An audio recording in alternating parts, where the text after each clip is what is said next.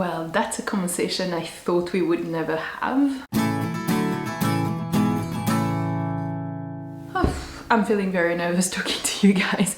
I feel like it's worse than sitting my parents down and to be like, so I think I told my parents on WhatsApp or something like that. I didn't have to tell them quite as straightforward as you guys / they knew the whole story, so it was not as bad. In any case, let's just say it and I'll share it with you. So basically the short story is that I had to leave my job and that I currently don't have a job or an idea of what I'm going to do. And basically that's all there is to it. So if you are not in a mood to be kind and if you are not in the mood to hear someone tell you about their lives, maybe best click off now, because I'm going to be quite vulnerable in this video. This is really what happened in my life and I do not need some negative vibes. So if you think that what I'm going to say in this video is going to upset you and make you in a grumpy mood and make you want to leave nasty comments, maybe best click off now. Like, thank you for coming, but you don't have to stay. This is really going to be story time and me chatting to you like I'm chatting to a friend and kind of telling you everything that's been happening. I feel like I really can't not tell you anymore because actually, so Suzanne, you're the one I'm thanking officially at the end of this video, but the message you left with your coffee a couple of weeks ago, you said, oh, you're doing so well with school and with everything, and I felt like such a fraud. I really thought you guys don't realize that I failed or that I couldn't do this, and I felt like it was so important to tell you that it has not worked out. So kind of like to rewind and to tell you the whole story, but basically the long story short is that I was hoping to do my work part-time and to do school part-time, and really it has not worked out. And when I see your comments saying how well I'm doing, how I'm, you know, managing to juggle everything, and they're like, you know, some of you are like, wow, you're doing YouTube, you're doing school, you're doing your job, you're doing so well, like how are you doing it? And I just feel like I have to tell you that I'm not, like literally it has not worked out. So this is the story of that, and this is the story of how I ended up without a job and without a stable income. So a fun little story to keep you company on this Monday night, but I felt like it's something I couldn't really hide from you guys anymore. So I'm really going to take you right back to the start and tell you what happened. So I'm going to start this story in June 2024, but the story has started months ago and years ago, and I have kind of realized this because I do have a one-liner diary which allows me to look back on where I was a year ago, and I think I really have this thing where as soon as something bad is behind me, I kind of cleanse it out of me and I forget about it and I forget how bad it was. But actually everything that has led me to be off on burnout in June 2024 had been going on for months and months, and I tend to look at it now and be like, oh wow, something must have happened in June and I suddenly couldn't cope anymore. The truth is that small stuff built up over time, and that in June I couldn't cope anymore and I couldn't go to work anymore at that time. I am not going to share what happened at work. This is all not a story for the internet. You'll just have to believe me that it wasn't working anymore, and that one day I realized that it wasn't working. And it's kind of funny, so funny, haha. During that time, some of you guys were leaving messages on my video saying, you shouldn't stress yourself so much with that dress, you're gonna give yourself burnout, you need to take care of yourself. And on one hand felt, oh my god, I'm not such a good actress as I thought, because they are all literally seeing that I'm not doing alright, and I thought I was kind of like masking it well, and I wasn't doing such a good job because you guys saw that I wasn't doing too well. But then at the same time, I really felt like what was happening with the dress and the zipper of the dress and whatever was stressing me out in the video was such an inconsequential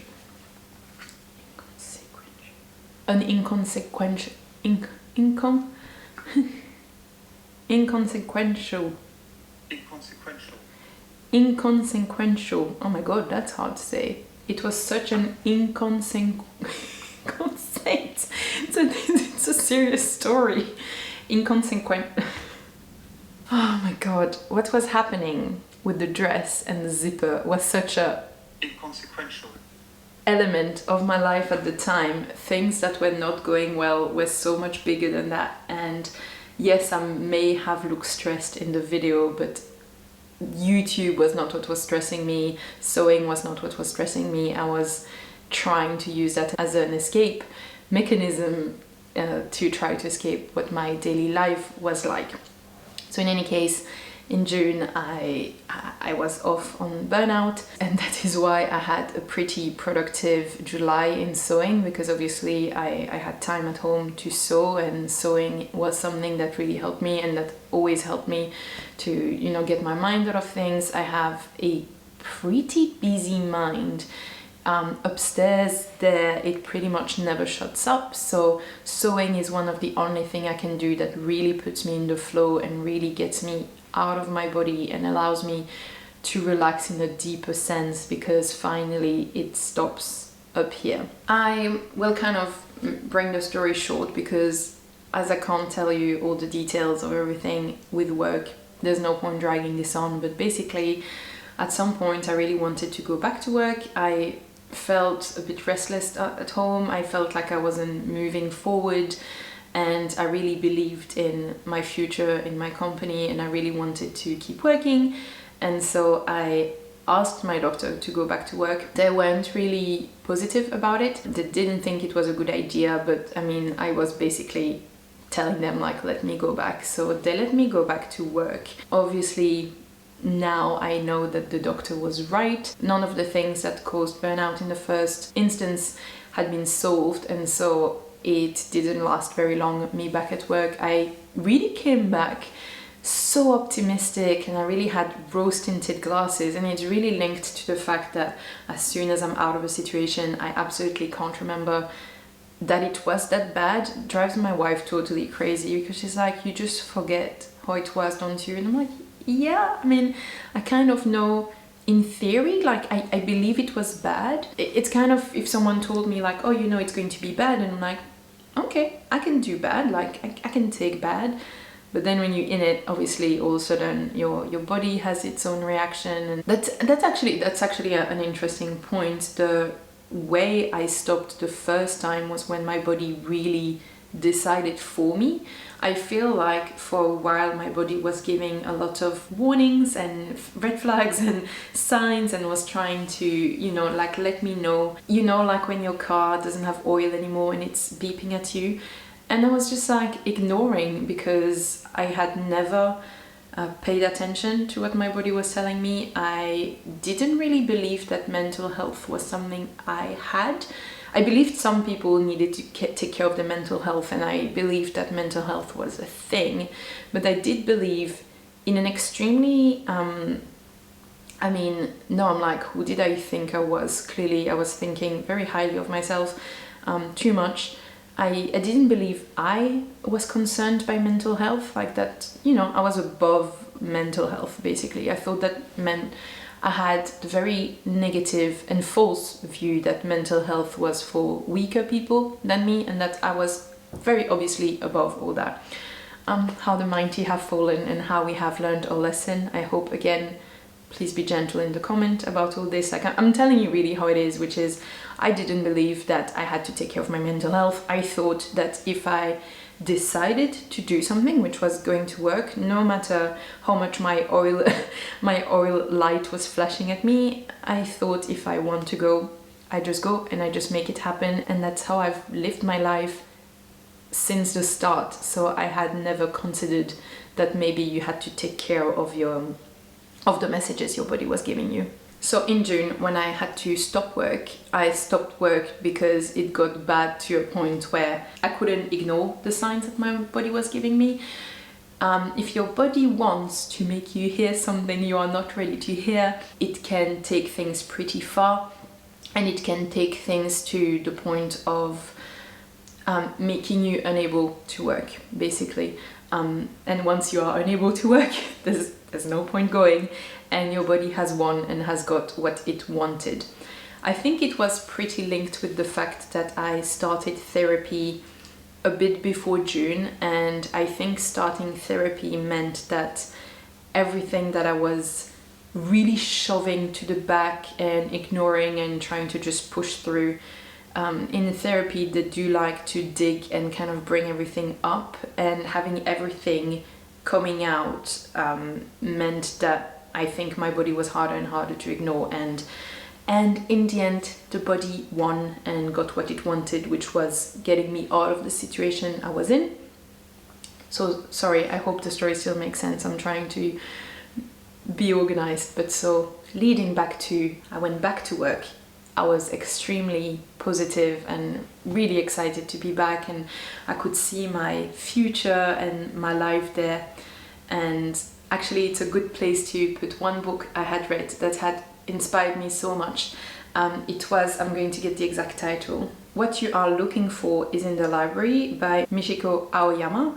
And this book inspired me so much. First, the whole book is great because the whole book is about people learning about themselves and finding a better way to live their lives through books, and that's a great book. But one of the stories was about this man who has, I believe, a cat cafe or something like that. But in any case, the moral of the story is that he says that his cat cafe doesn't need to bring an income, and he has his day job to bring him the money, and then his cat cafe is his pleasure and his hobby. And the fact that he has his day job means that the cat cafe doesn't have the pressure of bringing an income, and the day job is a pleasure because the day job makes the cat cafe possible. And I saw a very direct parallel with my life, where I thought I can have my day job, which allows me to have the financial mean and the comfort and the daily comfort to do my sewing studies and to do YouTube. And for me, I always thought that if sewing becomes my livelihood, it's going to destroy the hobby for me. And thinking my day job is going to support my sewing and make it that I can sew without having to make it monetize and without having to have it be my livelihood, I thought that would work super well. I was really excited by making this my life, by having that job, and being grateful to my day job for making my whole life possible and making my hobby possible, making the fact that I go back to school and that I study sewing possible. And on the other side, have sewing in general, which is kind of linked to YouTube, but making videos without thinking that I'm going to make this my main income is such a relaxing thing. And I try to remind this constantly to myself, because if you start to think what is going to work best, what is going to get the most amount of views, therefore what is going to get the most amount of money, you end up in making things that are going to work, which are not necessarily what brings you joy. And this is something, it's really hard to not get sucked up into wanting to make the most views. Like, first, getting views is good for your ego, you feel like cool, it's nice, and obviously more views means you get more money, and so it's very hard not to get appealed by that. But reminding myself over and over again that I make those videos for enjoyment, and that take quite a lot of time, and confirming to myself over and over that YouTube is a hobby for me and not something that I want an income from is important, and goes back to what you are looking for is in the library, because my day job would support my sewing and my YouTube. It also means that, I have merch. I have merch. It's in my hand, I'm using it all the time, but that I'm not at every video trying to sell you my merch or sell you things. I do value you as a community way beyond what I could sell you, if that makes sense. This setup of having my day job and having my hobby, which yes brings a very small amount of money but more as a bonus and not as a need, was the balance I was hoping to strike. I keep feeling really worried that the structure of this video doesn't make sense, but I'm trying to think, if we were two friends having coffee together, I would probably not structure it much better. So let's consider this as a catch up over coffee. In any case, that was the hope, that was a dream, and I was really hoping for that. Two things happened, and one is that, as I have mentioned, I went back to work and nothing had changed, and so the reason why I was on burnout in the first place came back to bite me in the ass extremely quickly. So sadly I came back feeling great, but it didn't last very long. And also my job actually couldn't accommodate the days I had to be at school, even though I did work and I was at school for a while. Long term the arrangement wouldn't work. They needed me on the days I was at school and everything, so it wasn't working on several fronts. So after a lot of soul searching, I realized that it was the end of that story between me and my previous employer. So I left my job, and at that point I didn't tell you because I was still hoping for a really good happy ending, and I was picturing this video that I'm making here, and it would end with me now telling you this is not the end, this is what I was hoping for, this is not the ending we reached, sadly, but I was really hoping to say I have found this job part-time that allows me to have my day job and my hobby and school as part of that hobby, and that they would work, and the job I was hoping to get would have been in the same sector as I was previously now working in, so a sector that's quite financially comfortable sector, like a good job that I would keep improving professionally on that front and feeling like I wasn't falling behind or being off for too long or whatever. So I was like, wow, this part-time job is really going to bring me everything I want professionally, financially, and then it's going to support and marry well with school and allow me to go to school and give me the time to go to school and to do YouTube. I had this beautiful plan. It was going to be great. I really could picture myself telling you guys and be like, ooh, now I'm like businesswoman half of the time, a creator half of the time, and I planned to that's really the small things that get to you sometimes. I planned to make myself a blazer and 4 shirts. As you know, here's the first one of my shirts that might never see an office now. Oh, literally when all that plan fell through, the blazer was what I was the most upset about. And I know it's like such a silly thing, and I hope you're not thinking like, wow, she's upset about very small materialistic things. I think it's more that when the upset is a bit too big, your mind latch on to the small things it can grasp.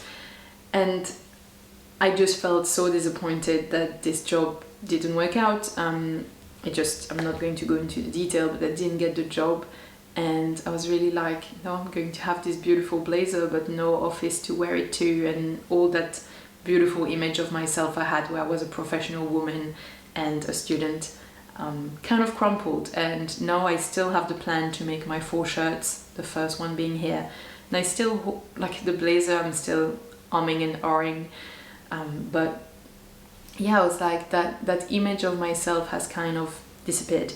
And the reason you might be now thinking, oh, but okay, you didn't get the one job you hoped for, why is it all over? And I don't want to say it's all over, but it's been pretty challenging to find a job that can accommodate school. Basically, every time I look for something, I have a profile that's very attractive and it's easy for me to find something, but as soon as I bring up that I need a part-time, and by part-time I mean half-time job, this is where the conversation ends, and not many people are looking for my type of profile on a part-time contract. So therefore, right now, this is where we are. I have left my job because because of other things as well, but partly because it didn't accommodate school, and I was hoping to find something that would, but now I realize I can't. And I really had this moment where I was like, wait, I started school to try to make me feel better about the work I had, and I started school to hope to create this balance between my work life and my creative life, and to create this balance. But now, school that I have brought in to help with the whole balance means that I can't find anything at all. And I was ready to drop everything, because I was thinking, if school is stopping me from finding something then it's a hindrance now. It's no longer bringing something, it's stopping me from, potentially moving forward. This is where my wife comes into play, because she didn't want me to stop school. She wants me to keep going. She is a bit of a trust the process type of person, because I'm a bit worried not to know what I'm going to do with school later on. I don't want to become just a costume person full stop, which is what I'm being trained to be. I know that I'm going to have other skills and that I can potentially do something else, but like right now, today, I don't know what it's going to be. And I don't know when it's going to be, and trusting the process is not the type of vibe I'm going for. I'm going for, this is point A, this is point B, this is your very clear trajectory, you are sure of things, you are secure. That is why I ended up in a job that was very secure in the first place. I value a lot of security in my life, which is why I was in the type of job I was before. And so now being, let's see and let's do school type of vibe is quite stressful for me, but also something I'm trying to get used to. To be honest, right now I have stopped looking entirely, only because I realized that having gone back to work and having restopped, I'm only really processing everything that happened at work and kind of feeling better and, slowly refining myself and everything. I am saying all this coming from obviously a massive amount of privilege, and I do realize it. I don't have children to, take care of or provide for financially. I right now don't have any good ending to this story, because I'm no longer at work. I do not know what I'm going to do. I do not know when I'm going to do what I don't know what I'm going to do. So it's fun. For someone who does not like uncertainty, I'm having a real, uncertainty training right now. The other day, YouTube suggested a video for me that was, I quit my job to start sewing and I trust myself. And basically someone, and I don't know them, I don't follow them, but someone who, I didn't even look at the video, but from the thumbnail, it clearly looked like that person was quitting the day job to start sewing professionally or designing professionally, or, become, I don't know what they were doing, but something sewing related professionally. And I felt like my video was like, I quit my job to do God knows what, and to, it's definitely not my YouTube channel is so successful that I can afford to leave my day job. Like, let's be really real here. Like, it's not at all the case, and this is not the story. This is I couldn't manage to balance all of the plates I had put on myself, and everything fell on my head, and now I'm sitting on the floor with broken plates all around me, and this is where we are. So, just to keep it real. I wanted to share 2 other media, so I already shared the first book that inspired me, and I hope that this story of the guy in his cat cafe and eventually Noémie and her sewing hobby, that it's going to be my future. Maybe not now, maybe not right now while I'm studying, but that after my studies I do find a job that doesn't destroy my soul, but that allows me to, provide for my life, and that my hobby isn't crushed by the necessity of bringing money out of it. So let's say that I'm still keeping this as my guiding light, and that I'm moving towards that dream one day to go back to that. Now I have 2 other media I wanted to share, and the first one is, I'll go and get it.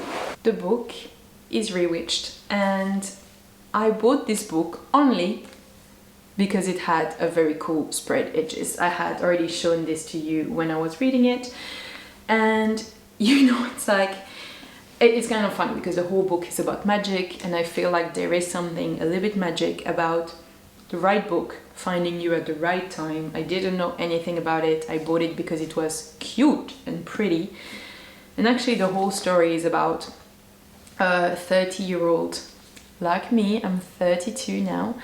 A 30-year-old who discovers, well, the line on the cover is, it's time to rediscover her magic.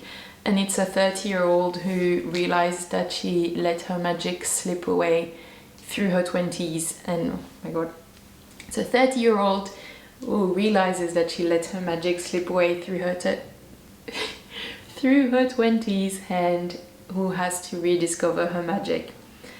And basically I was like, oh, it's my biography.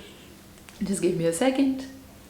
So yeah, I felt pretty cold by this book because I felt like, being someone who grew up extremely creative, who grew up with extreme confidence in herself, I ended my 20s and I started my 30s, and now I'm in my early 30s, and I had also lost a lot of confidence in the fact that I could do things. I was in this very safe job and I thought that all I could do was stay there, and I didn't believe that anything else or anything better could be there out there for me. In any case, yeah, the book really resonated with me, and yeah, I feel like I hid so much into getting a safe job and getting something very, very secure that I just killed anything creative and fun in me. So that was one. And then there was that song. I will put it in the description below if you do like French music. It's a song by Grégoire, which is called Tout ce que l'on dit mais que l'on ne fait pas, which means everything you say but that you don't do. Basically, every time I listened to the song, I was like, fine, Grégoire, like, leave me alone. I know you're talking to me, but like, I'm not ready. Basically, I re-listened and re-listened to the song as kind of a mantra to force myself to act and not to just let my life go by. There's too many things that we don't dare, too many bunches of roses that we don't offer, too many roads that we don't take, too much doubt that we keep inside of ourselves. There are too many dances that we don't dance, too many foolish things that we are not trying, and everything we say but that we don't do means we spend a life that we don't live. It doesn't need much just to be a little bit brave, to take your destiny in your own hands. It doesn't take much, just a sign that one morning you decide to write the lines of your own story. It doesn't take much just to be resilient, to not be scared of anything anymore, to shake up your comfort, and to take a risk, to make chance happen. It doesn't take much, only to choose, not to push it back to tomorrow. We can't change the past. What's done, it's done. But we can write the future. This is not the cheerful ending we wanted, is it? I don't think I can provide a very cheerful ending. I really wanted to share this whole situation with you guys again because I didn't want you to believe that I was any better than I was. I really felt awful thinking that you thought I was this Wonder Woman who was doing so much, and I am not. I mean, I was not, and I didn't manage. Please don't think that I want advice or comfort in the comments. I mean, I do find it hard when I get too much advice in every direction. I, as a people pleaser, really struggle to receive advice and not to want to please everyone and follow everyone's advice. So try to be gentle in the comment, but also even if you come with good intention, right now all I'm doing is recover, and as soon as possible plan what I'm doing, and what I'm doing is still a surprise to myself, but it's good. I'll see where the road takes me and trust the process, like my wife would say. I thank you so much for listening to this, for hanging out with me today. Thank you for listening, thank you for being kind, and I'll see you in the next one. Don't forget that you can make anything. Bye.